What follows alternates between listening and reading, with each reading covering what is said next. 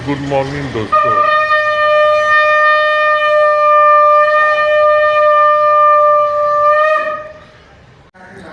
आज पिताजी का पुण्यतिथि है, उसमें ही सत्यनारायण कथा घर में हो रहा है।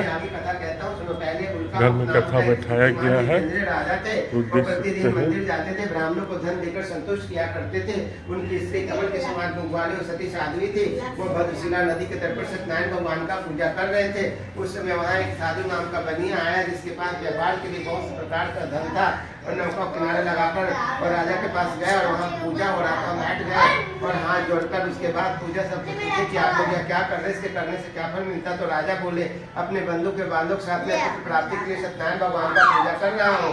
तो राजा का वचन सुनकर साधु आदर से बोले कि राजा, मुझसे इस व्रत का विधान बताइए, मैं भी व्रत करूंगा, शायद मुझे भी संतान की प्राप्ति हो जाए। तो राजा जैसा विधान सुन व्यापार में संतान देने वाले उस व्रत के समाचार सुनाया और कहा कि जब मेरा संतान होगा तो मैं सत्यनारायण भगवान का पूजा करूंगा। तो बनिया ने ऐसा अपनी स्त्री लीलावती को कहा। एक दिन उसकी स्त्री लीलावती पति के साथ अनंत सांसारिक धन में प्रवृत्त हो गई और सत्यनारायण भगवान की कृपा से गर्भवती हो गई। और 10वें महीने में उसे कन्या का जन्म हुआ और वह कन्या दिनों दिन शुक्ल पक्ष की चंद्रमा के समान बढ़ने लगी। उसका नाम कलावती रखा गया। एक दिन लीलावती अपने स्वामी से मधुर वचन बोली कि हे स्वामी जी, आपने तो संकल्प लिया था कि मेरे संतान का जन्म होगा तो मैं सत्यनारायण भगवान का पूजन करूंगा, तो उसे क्यों नहीं करते हैं। तो बनिया बोला, जब मेरी लड़की बड़ी हो जाएगी, जब मैं इसका विवाह करूंगा तो सत्यनारायण भगवान का पूजन करूंगा। अपनी बेटी अपनी पत्नी को झूठा आश्वासन देंगे और व्यापार करने के लिए निकलूंगा। साधु अपने ऐसे रोज की तरह व्यापार करने जाता था। 16 वर्ष बीत गए। उसके बाद देखा कि अचानक और व्यापार करके एक दिन दोनों वापस आ रहा था बनिया, तो देखा सहेली के साथ खेलती हुई लड़की को विवाह के योग्य, तो वो बहुत चिंता हो गई और दूध को बुलाकर बोला कि जाओ मेरी लड़की के लिए अच्छा वर खोज करके ले आओ। साधु की आज्ञा पाकर दूध कंचनपुर नामक नगर में गया। वहाँ से एक वैश्य के पुत्र को लेकर हनुमान गुणवान देखा, लेकर वापस आया। तो साधु बनिया ने देखा कि लड़का सुंदर है, धनवान है, तो धूमधाम से अपनी कन्या का विवाह उस बनिया पुत्र के साथ कर दिया। और उस समय इस कथा सुनने को भूल गया।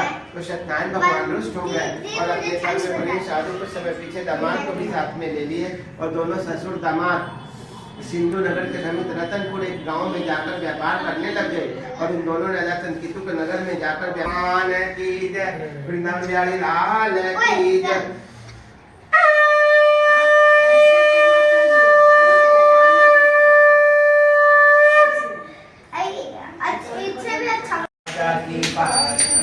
पिता महादेवा एक दंत दयावंत चार भुज धारी, माथे सिंदूर सो मूस के अरे पाल चढ़े फूल चढ़े और चढ़े मेवा, लड्डुअन का भोग लग संत करे सेवा।